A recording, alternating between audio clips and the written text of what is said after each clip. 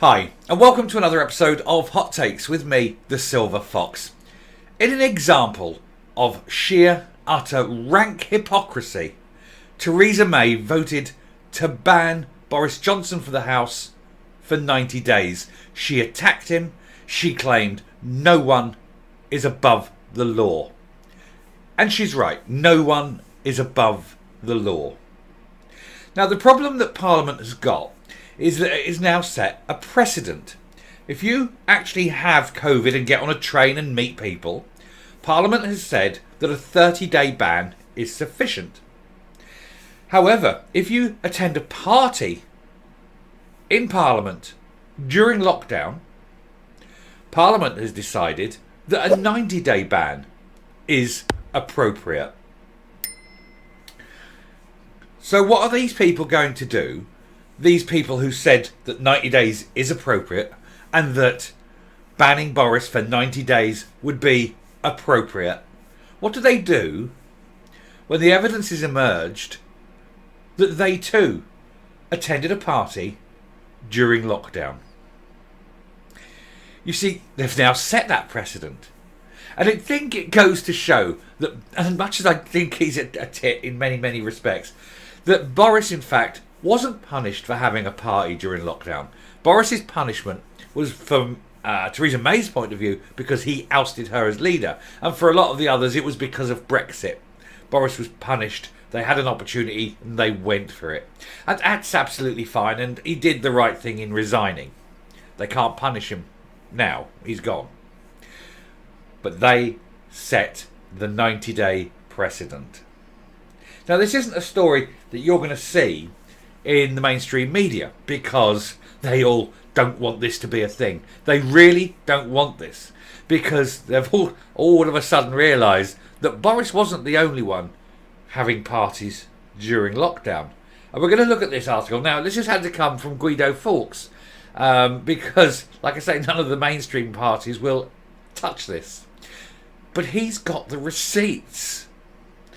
Now, if it turns out that there we are, and we can see her there, Theresa May, attending these parties, then I'm going to presume that she will report herself and she will demand that she receives a 90-day ban. Because after all, she firmly believes that a 90-day ban is sufficient. And that, of course, would mean there's a recall petition goes out in her constituency.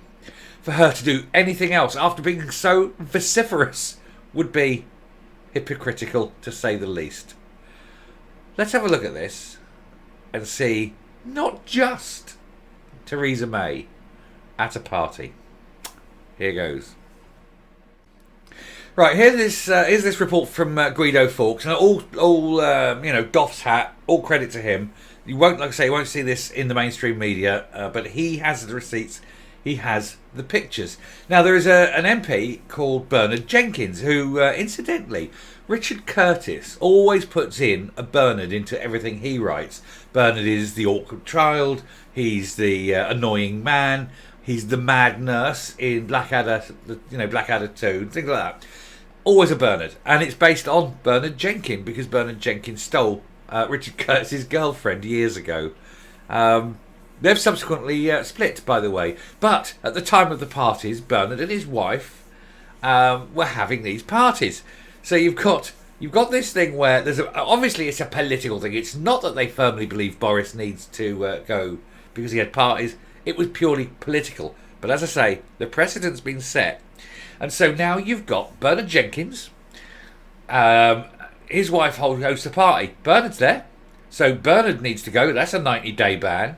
You can see in this picture, and it's going to be further down, it'll be easier, but you can see in this picture, and if I move the mouse over, this lady here is Baroness Nicholson, who I've got to say, actually, I do have a lot of time for. She is actually, you've got to say, one of the good ones. She's nearly totally deaf and has been her whole life, but she has done an awful lot of good outside of the political sphere. She's actually done quite a lot, so I will give her the benefit of the doubt. But even so, she was still there, so she still needs to get the 90-day ban. Although in her case it's from the House of Lords, which means there's no recall petition, but the principle remains. And we'll go down and just have a look at the picture. And there's a clearer picture of Baroness Nicholson there. And look, there's Theresa May at this organisation thing that they weren't supposed to have because there was not.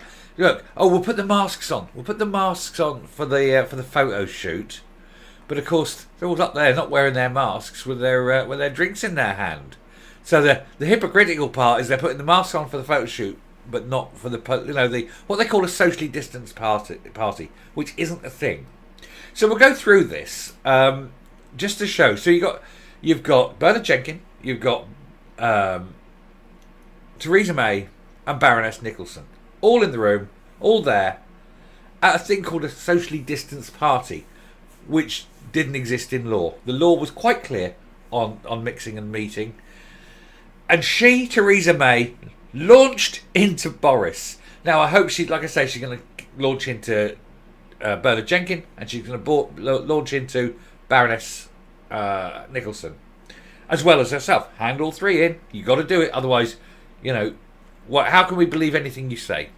So again, Bernard Jenkins' cowardly silence hasn't deterred Guido from digging deeper into the Jenkins parties. Parties, yes, you heard that right, plural. Guido can reveal that Anne Jenkins' lockdown-breaking birthday bash in Eleanor Lang's office wasn't an isolated event. Just 2 weeks prior, when the country was in an even stricter lockdown, she hosted a socially distanced party. At the time, lockdown regulations made clear you must not meet socially indoors with family or friends unless they are part of your household or support bubble. There was no such thing as a socially distanced party permitted, and everyone who can work effectively from home must do so. There was no justification for an indoor social celebration, even if it was a work event, and that's what Boris claimed he had, a work event. And so when you see Theresa May launching into Boris over this, because he lied to Parliament and called it a social event, and he knew even if it's a social event, that shouldn't be a thing. Well, Theresa May, it isn't a thing. You're quite right. And you need a 90-day ban from Parliament. But we're getting. Perhaps this is why Charlotte Carew-Pole, Director of Women to Win, has become also unwilling to speak to Guido. Despite initially responding receptively, after the topic of conversation became apparent, she seemed to suffer immediate amnesia. All she could say was that she didn't run Women to Win social media and that she couldn't remember any details. Oh, she's got the Sturgeon disease. I can't remember that occasion. My memory must be failing me. I have no recollection of these events. Although Charlotte insisted she would get back to Guido, she never has. Well, of course she hasn't. She daren't, because she knows that if she does, there's a lot of people going down. Guido did manage to get through to 2 other attendees of the celebration, held as a hybrid event in Policy Exchange's Westminster offices. Theresa May was there in person, as Boris Johnson and David Cameron addressed the event via Zoom. Irony, eh? Boris maintained his social distancing. Theresa May didn't, and yet she launched into him. The hybrid event could arguably be a work event. It was certainly a live-streamed public event. More problematic is that the event was followed by a celebratory drinks described as a birthday party, and Theresa May stuck around briefly for a few pictures, although apparently left swiftly, and Guido has seen no pictorial evidence that she had a drink. But she was still there when others were, and it's not a thing. She's broke the rules. There's only one punishment. Parliament has decided. Whilst one of Guido's sources insists masks were worn at all times, the private photos differ from the publicity photos. Don't see too many masks, do you? With their drinks in hand and things. Masks, no masks. Oh look, mask for the yes. Don't take us fools. We don't wear masks, but we better put the masks on for the plebs, but not masks for her. And there she is. Baroness Nicholson is pictured on the left. She has no drink, whereas Anne Jenkins on the right has a drink in the hand. In publicity photos, everyone is masked with no drinks in hand. One attendee insisted it wasn't a party, although they described it as a joyful and a celebration. Well, being joyful and a celebration kind of is a party. It's especially when there's drinks in hand, especially when you know there should be no indoor gathering. Theresa May, you are on a hook and you must be wriggling. This needs investigating by the authorities, and you need to get Bernard Jenkins, you need to get Theresa May, and you need to get Emma Nicholson up there, questioned, and then they all have a 90-day ban from Parliament. And hopefully then that'll get Theresa May out. We'll have that recall petition, and get Theresa May out. Oh, how the mighty fall when presented with the truth. But what is also astounding is that this has not hit all the usual suspects. It's not in the Mail, it's not in the Guardian, it's not, and you'd think the Guardian would run with it. It's not in the Express. You know, all the sort of gutter papers, not there. The Sun, no. The Mirror, no. You'd think it'd be in the Mirror. No. Why are they covering it up? Who else is around? Or is it that there were other parties with other people and they were desperate just to get rid of Boris? Who knows? I'm coming up. The truth has an awkward habit of coming out, and hypocrisy will always be exposed. For Theresa May standing there in Parliament telling Boris what a terrible man he is for breaking those rules, for putting people's lives at risk, for doing all these awful things, and then that awkward, creepy insect woman Theresa May is guilty of the same things. You know, her long, tenuous arms that flap like that, the way she creepily walks. Horrible woman. And she's sitting there slagging off Boris, and she knows full well she's done exactly the same thing. Oh, what tangled webs we weave when first we practice to deceive. Theresa May needs to be banned. But so, of course, does Jenkins, so does Emma Nicholson. They all need to be held to account.